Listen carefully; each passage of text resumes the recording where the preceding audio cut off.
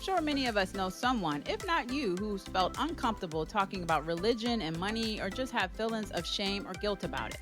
Welcome to Yahweh's Money, a podcast where we discuss the crossroads or intersections of religion and money. We're going to go deep into topics like tithing and saving and debt and so much more from the religious view. I'm your host, Shay Cook, CEO and founder, Crusaders for Change, LLC, and our co-host is Vanessa McNelley, one of our financial counselor, coach, educators. Let's talk about God and money. Let's face it, we've all had those moments where our wallets played a prank on us. At some point in our lives, most of us have had foolish money mistakes. Today, Vanessa and I will be talking about some of the financial blunders that make us cringe, laugh, and ultimately learn. Wow, Vanessa.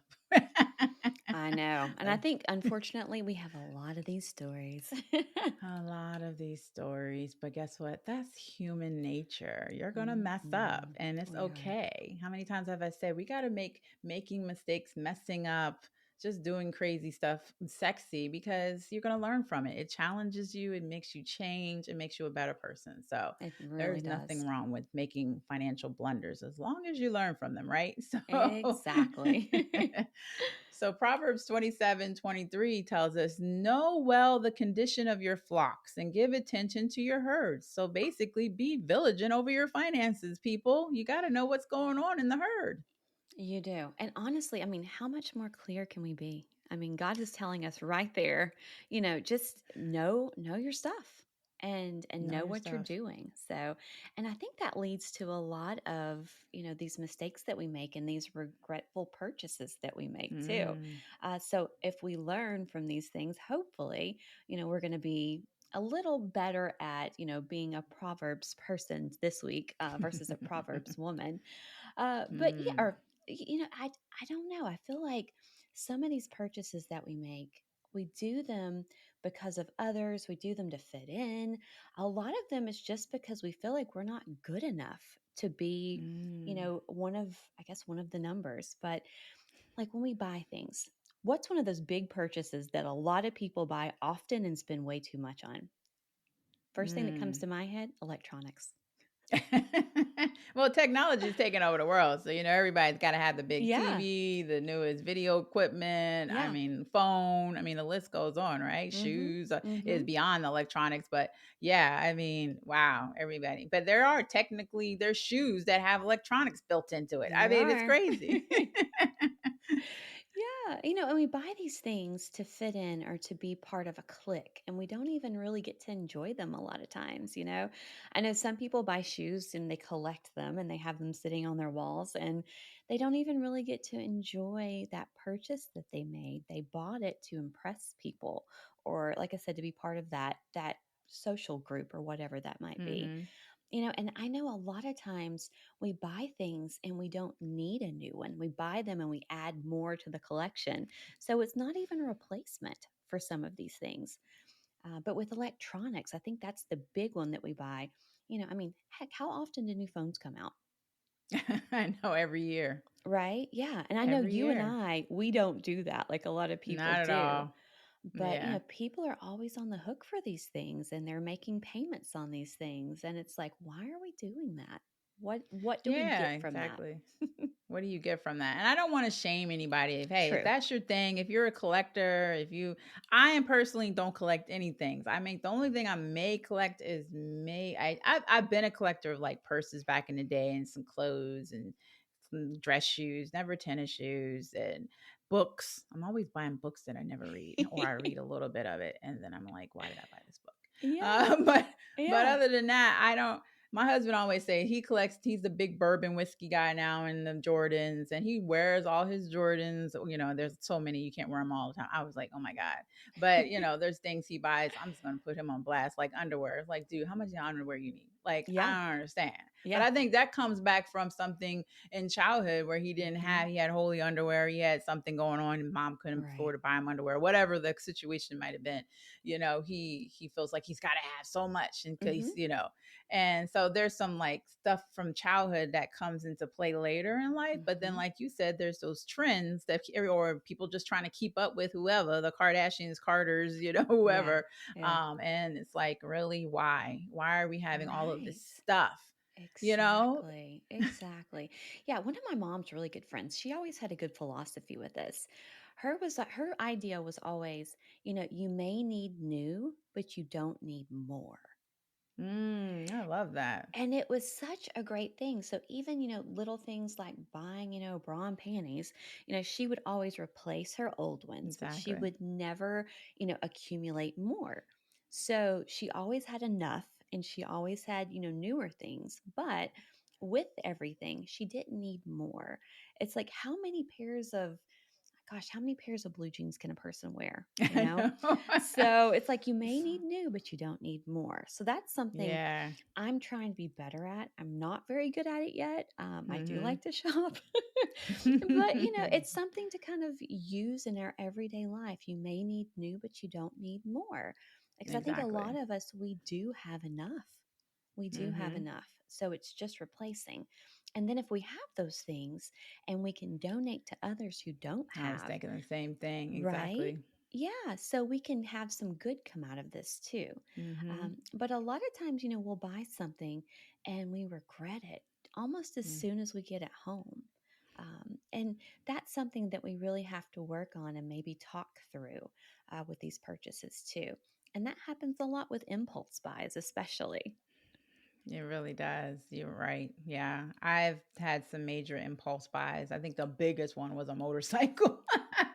So, oh my God. And then, oh God, I was just going along with my brother and my husband who were talking about getting a license. And I told this story at one of our Tickle My Money Boom Yeah, events before, but just like, wait a minute, these men can ride a motorcycle. And I love speed. I back in the day, I love like racing my cars and stuff like that. I just love yeah. speed.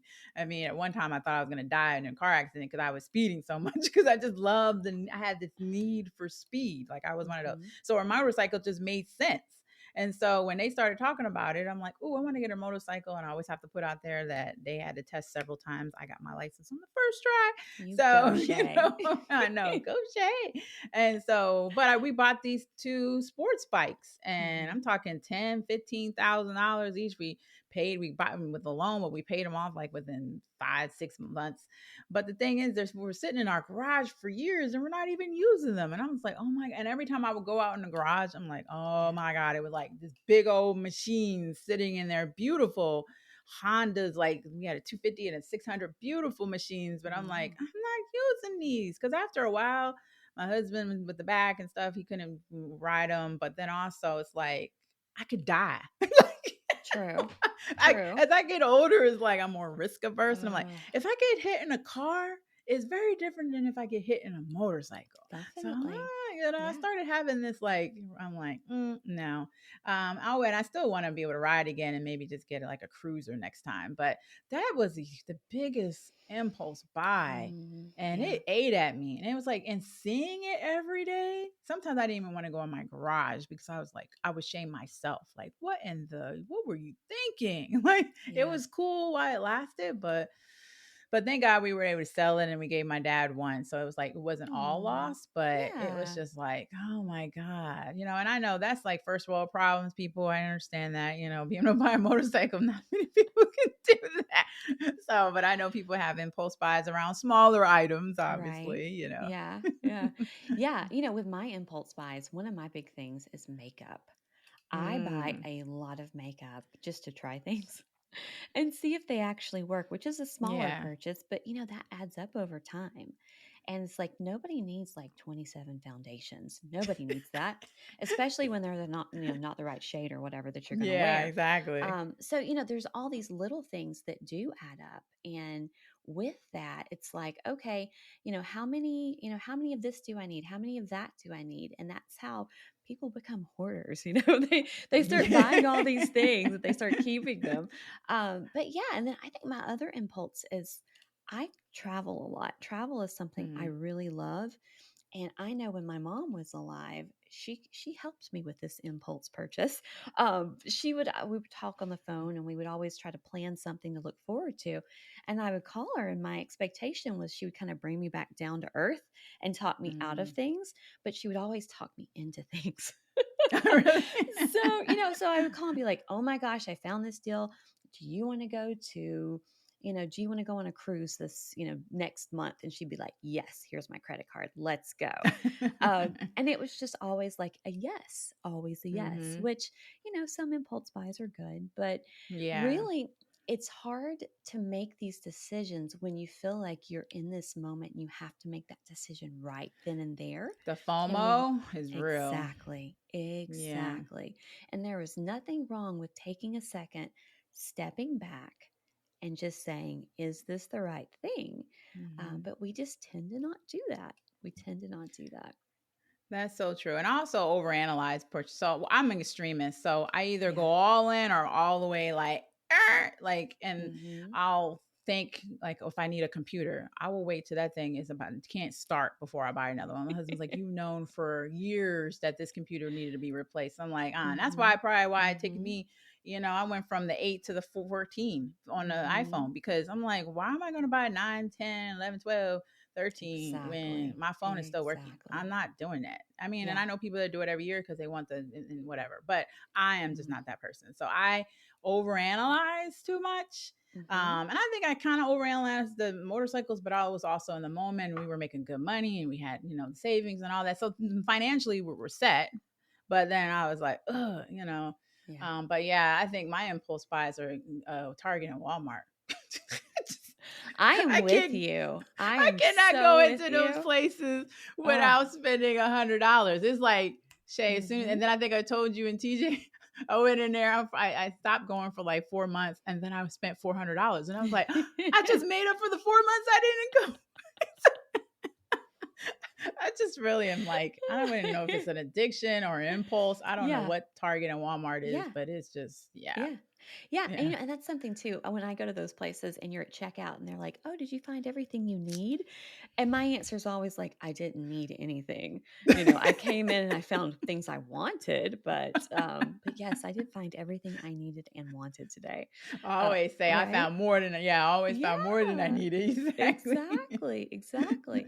Yeah, so it's like having the ability to just kind of know ourselves, know our limitations, know our weaknesses, and kind of Mm. stepping back because we do have these impulse purchases.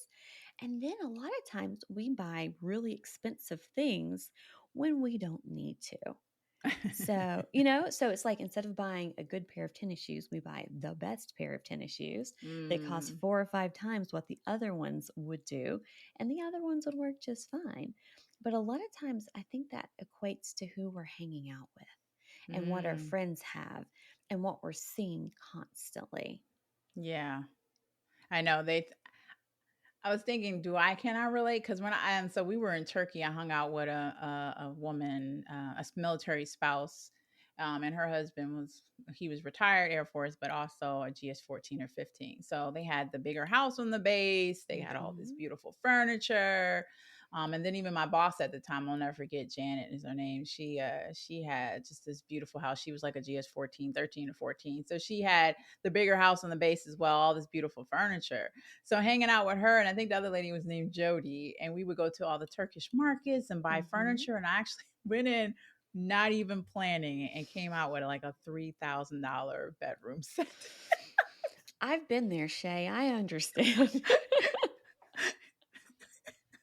And having to tell my husband that, oh yeah, by the way, I just bought Hmm. literally the whole bed, and you see my Turkish bed. It's huge with the dresser and Right? the side table. I mean, Yeah. nightstands. Like I went the whole thing, not even planning it. And they Right? each bought the same set Oh themselves, my Jody and Jen. goodness. So it was hilarious. And then it didn't even because they had the bigger house on the base because you're a Hmm. GS 12 or 13 or above, you get a bigger house. Well, my husband was only E4 at the time, E4, E5.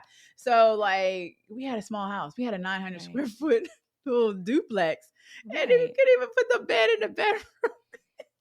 Oh my So, goodness. I so it have was been, like, yeah. oh my Yeah. God. And it's because these people, I was a GS9 at the time, and I'm hanging out with 14s. Anybody knows about the Hmm. government? That's the whatever it is, the what is not the Yeah. rank, You but can the only go grade, to the a system. 15. Yes, Yeah, exactly. exactly. GS Well, you can scale. go to an Yeah. SES, a senior Right, executive exactly. service, but Mhm. yeah, 15 is Mhm. the higher in the grade. And so, Yeah. yeah, I was on the lower end and they were on the higher. They were making way more money than me, had more experience in the Yeah. government. And I'm sitting here hanging around them trying to buy all these bedroom sets. Thank God I was able to pay it off, but it was just like, man. So I guess I have been under influence of hanging around people that make more money. I just Definitely. thought Yeah. about that in that moment. Yeah. Yeah. So, And I think we can have the reverse effect with this too. If we hang out with mm, people who are very money conscious, mm-hmm. then it helps us to not buy those really expensive things or things we can't afford or things we can't need or we don't Yeah, need to. And I think it works both ways. So if we surround ourselves with the right people, we're going to make better purchases and we're going to be better exactly. stewards of our money because we're Mm-hmm. really going to think things through. And you think about that purchase that you made. If you would have gone home first, looked at your bedroom and thought, oh, wait a minute, I don't even know. Like, will that even fit? Should I measure first? Took some measurements. Yeah, exactly. Right, right. But I've done that too, Shay, because especially with military housing, you have no idea where you're going to be or what, type of house you're going to be in. So, you move often, you do these things. And when you buy big things, a lot of times they're just not going to work. So, taking a second and just making sure and just double checking things is always a good idea, even though I'm really bad at it. So, Well, I do it oh now. I gosh. still that was 17, 18 years ago. I still have that Yeah. bedroom set. I look at it as my English version of like the bedroom set that goes in a castle that stays there forever. Yeah. And you Yeah. just replenish, you just, do the work to Mhm. keep it up. And I'm never gonna probably ever replace that thing. So Well, then it was a good um purchase, I think so it so. was in hindsight, but at the time it was like, you ain't making this kind of money. What are you doing? Mhm. So, and Mhm. then the thing is super heavy because it's real wood. And so trying to transport it up and down Yeah. the stairs, it literally needs like three strong men, including my Yeah. husband, to do that. So, Yeah. but that states the quality is good, which is great. So Mhm. paying for quality, which we don't even really discuss here, is sometimes thinking about that purchase and making sure you get good quality, Exactly. sustainable furniture, which I know is a Mhm. big thing because they're talking about like the Wayfairs and IKEAs, which I love still, but Yeah. sometimes they have unsustainable furniture for a reason. So Right. you have to continue to buy. Mhm. But you have to, so that's another episode of talking about how to be buy sustainable stuff. But Right. but it's something to consider. The quality matters. If you're paying for quality, I ain't mad at you because that stuff's gonna last. So Yep. Yep. And I yeah. think sometimes we forget that it's okay to buy nice things and have nice things Yes. if Mm-hmm. you can afford them. Yeah, That's the exactly. kicker. You have to be able to afford them and you have to realize that everything you have can't be amazing and wonderful because we all have budgets. Mm-hmm. But Mm-hmm. you pick and choose those things that matter to you. And Mm-hmm. that's where you spend your bulk of your money on things that really Exactly. matter to you. Exactly. And Yeah. then that goes into what about having enough to save for retire, right? Thinking Right. about the future, I think is probably more appropriate. Is like, you're buying all this quality stuff, but are you going to be able to go on that vacation you want to go on in 10 years? Are you going to be able to just, leave your job if that's your choice? Retirement looks very different for a lot of people, is what I Yes. learned. So, Yes. as an Uh-huh. entrepreneur, I realize I hope that this business will continue, even if I'm just sitting on a beach somewhere and, getting lit and then people is still making money. And that's my goal. You know what I'm saying? So, like, just being able to chill out and be like, Right. Crusades Jane's still making money, but that's my retirement plan. Mm-hmm. Mm-hmm. But, some people just want to just quit work altogether and chill out. So, are you thinking about that? Or are you planning to work until you die? You know? Yep, and that is an awful place to be in. And I know our lives change as we grow older, and the plans that we made sometimes don't always come into fruition. So it's like we planned on, retiring with our spouse and, RVing across America or whatever that might be, but you might find yourself in a place where you're divorced or you're widowed or, you have a child at home that depends on you for one reason or another and you can't do those things you planned on. So it's Mm-hmm. always a good idea to have backup plans or contingency plans, that type of thing. But I could not imagine knowing that I could never quit working um, Mm. in the same capacity. Now, Yeah. moving over to like a part time job or something more enjoyable, that's Mm-hmm. great. And I think that does Yep. keep you young longer. But having to work until you die because of your failure to plan, I don't know what that looks like, because in my mind these things are so important, and we really have to make sure that we take care of ourselves, because nobody else is going to do it. Yeah. And if you're working on in a place and it's not working, people say if you love it, it's not worked. And that's Right. different. But if Right. it's like you're struggling to get up and the stress that comes with it, who wants to do that until they Mm-mm. die? Like Yeah. that's not cool. And even Mm-hmm. watching other friends and family retire and enjoy their lives. You on the sidelines and they're like, oh man, I'm Yeah. 65, 70, and my family and friends have been retired since, 60, and I'm Yeah. still working. That's Right. not, and you can't even go on the trips because you're working, whatever. Everybody's situation is different again. And Yeah. but who wants to Mhm. do that, No, I right? mean, And then, nobody that I know. Yeah, and that's super hard too, because you see the things you're missing out on. And mm-hmm. I think that does bring about like this sense of not belonging too, because you miss out on so much. So you see everybody else having these amazing times, and you don't know the sacrifice that was put into that earlier on. And I think that's a lot Exactly. of times we don't talk about that sacrifice portion, We but don't. you do sacrifice early on so that you can have later. And it's Exactly. okay to enjoy today and plan for tomorrow too. But you do have to sacrifice something so you can be in that position and retire. And, sometimes things happen that are, unforeseen. Like somebody gets sick, or like I said, you get a divorce. I mean, gosh, with my ex husband, we planned on using his money for retirement because he Mm, was military and they still got a pension and all those fun things. So that was my retirement plan. And I didn't have a contingency plan. So when we weren't together anymore, I was like, oh my gosh, what did I do? What did I yeah. do? I put my faith in someone else, and you can't do that. Mm.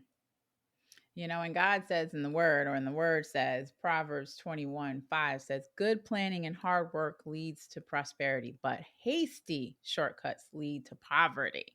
So, Mm, completion of your work is important, but it's also like just moving forward and doing the planning and the right, hard work is right. what gets you to that accomplishment. It does. Right. It So, really does. Yeah. mm. And, being able to plan, I know some of us, we love planning.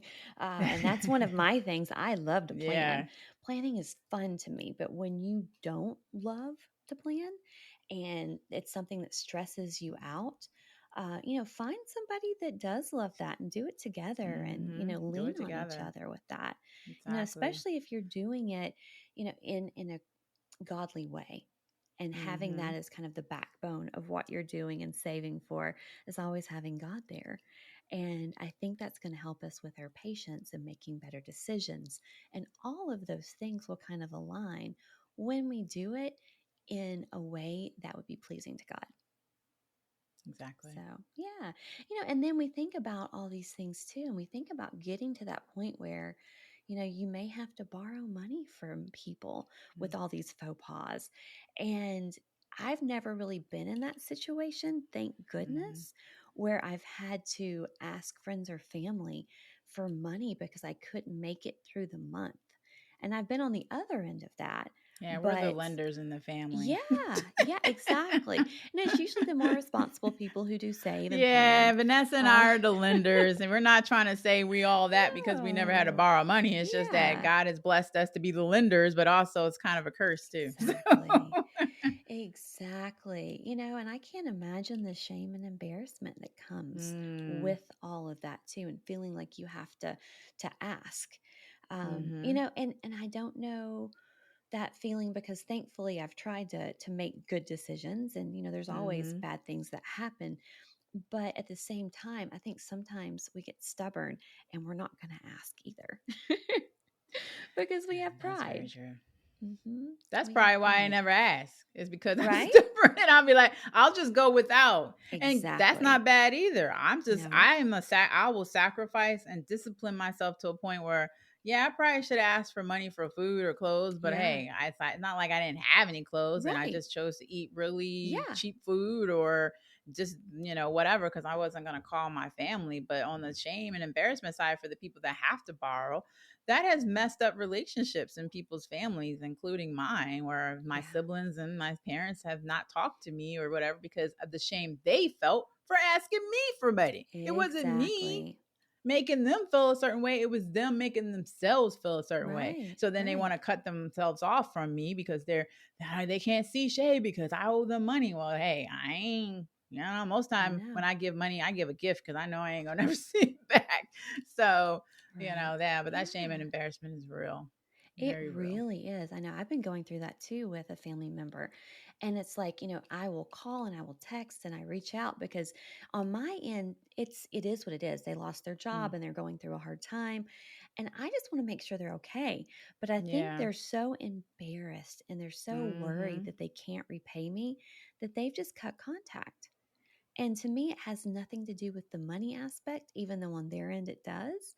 I just want to make sure that they're okay. That's the big part of this. So it really can be isolating when you find Mm-hmm. yourself in that position too. Wow. Any final thoughts? I just think when it comes down to it, it's okay to have nice things. It's okay to want more. But I think we just need to take a second and step back and see, Mm. do we really need it? Can we afford it? What type of joy is this going to bring us at all? And just make smart decisions with our money. I think that's really all it comes down to. We're always going to mess up, but as long as we can learn and we can make smart decisions, it's a win. Amen. And seek guidance from God, from your own expertise. Dig back in your history and say, how did I get through this or in the past? And seek guidance from Crusaders for Change or a financial professional to help you with those finances. But I say always start with God. So thank you for joining us today for another great episode. And remember, it's always better Yahweh's way. Thank you for listening to this episode. We hope you enjoyed our deep dive into the crossroads of religion and money. Also, we would love to hear your feedback on today's episode, so please leave us a review or just tell us what's on your mind. And remember to follow our podcast. If you have any questions or suggestions of topics for us to discuss, please email us at yahweh@crusaders4change.org.